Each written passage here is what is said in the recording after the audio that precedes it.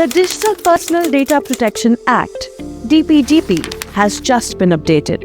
And if you use a phone, shop online, or even simply have a WhatsApp account, this affects you. So let's break it down in simplest way possible. First, the DPDP Act basically says your data is yours. Companies can't just collect whatever they want. They need a clear, valid reason, and they must tell you exactly why they need that information. The updated rules make consent stronger. Now your approval has to be clear. No hidden checkboxes, no sneaky default settings. You must say yes consciously. And the best part?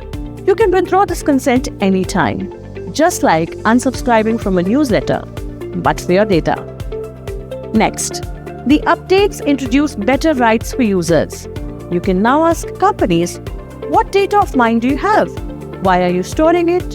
Who did you share it with? And most importantly, delete it.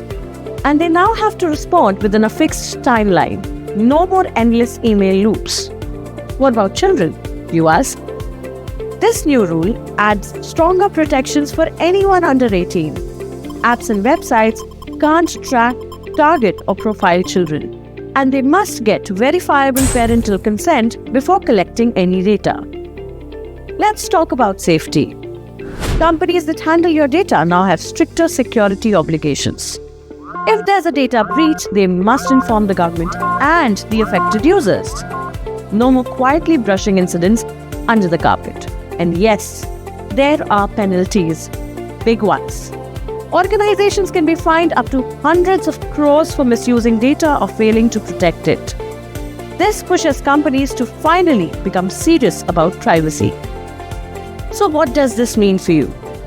It means more control, more transparency, more accountability.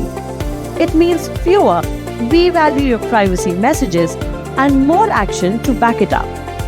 The DPDP updates are a major step towards making the digital world safer and giving power back to the people who own their data. You.